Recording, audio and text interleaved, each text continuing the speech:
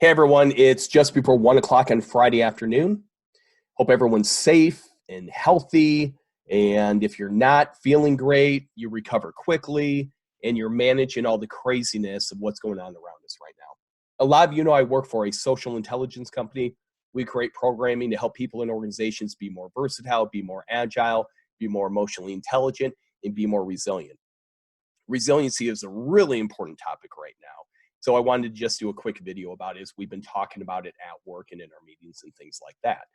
Um, One thing we have to realize, human nature, the human experience doesn't always set us up for success. We are wired for self-protection.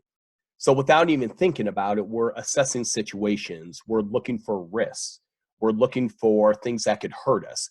And we approach it with kind of a self-protection mode, okay? Which can lead to stress and tension and worry and anxiety and things like that, especially in this climate today with the lack of predictability and the changes and everything like that that's going on.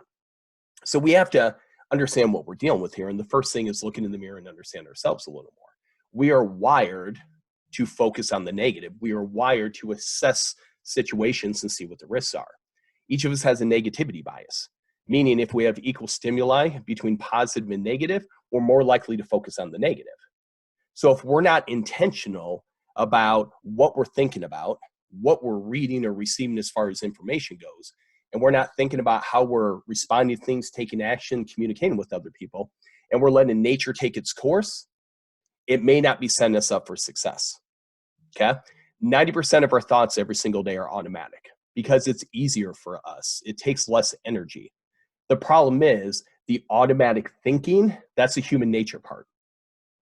And it may not align with our goals, our values, our purpose, the role we want to play in the world, the relationships we have with other people. It could keep us in this kind of heightened self-protection mode, and that's not always pretty. So what can we do about it? We can talk about a lot of different strategies, but one of the challenges here is people are different. They have different needs for security. So what stresses one person out may not stress another person out. What raises one person's tension may not do it to another person. But one thing all of us can do is practice what we refer to as active thinking. And active thinking is the opposite of the automatic thinking. It's opposite of the autopilot.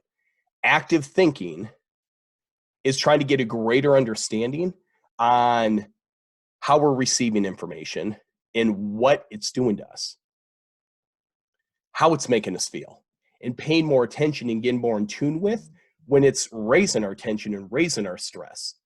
Because when we're stressed and we're tense and we're anxious, what happens next?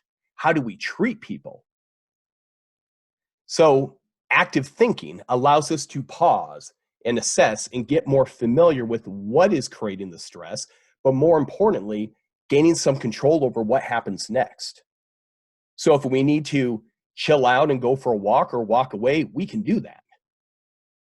Or if we need to process it a little bit longer, we can do that. The risk with this is it's really about quality of life, right? This stuff is stressful as is. Let's not make it any harder on ourselves. So if we're in self-protection mode all the time, it's going to hurt our quality of life. But even bigger than that, it's going to affect our dynamic with other people. And for those of us who are parents, who have grander responsibility than just ourselves, it's going to impact our ability to care for them and lead and guide and mentor and do whatever we need to do in a more healthy manner that's productive for them as well. Okay. So the best thing we can do with this is the active thinking.